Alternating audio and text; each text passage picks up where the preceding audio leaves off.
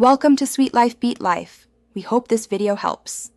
In this video, I will explain how to win at Gonggi.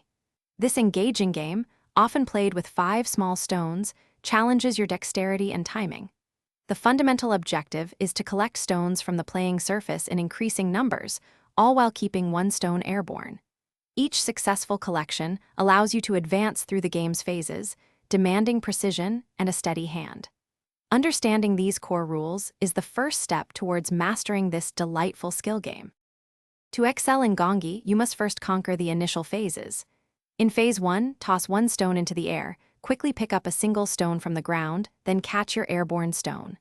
For Phase 2, you will toss one stone, pick up 2 stones simultaneously, and then catch the tossed stone. Remember, the rule is strict. No other stones can be disturbed. Focus on a gentle, controlled toss, giving yourself enough time to execute each swift collection cleanly. As you progress, the challenge intensifies with Phases 3 and 4. For Phase 3, toss one stone, then skillfully pick up 3 stones from the ground, ensuring you catch your airborne piece. Phase 4 demands even greater precision. Toss one stone, scoop up all 4 remaining stones in a single motion, and complete the catch. Consider how you leave the stones after each turn.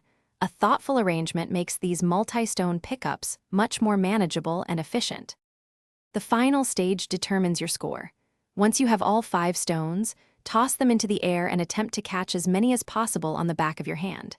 Next, with a flick, toss those stones from the back of your hand upwards, quickly turn your hand over, and catch them in your palm. Each stone successfully caught in your palm earns you 1 point. The player with the highest total score after several rounds or a set number of plays is the overall winner. Thanks for watching. Consider subscribing if we helped you.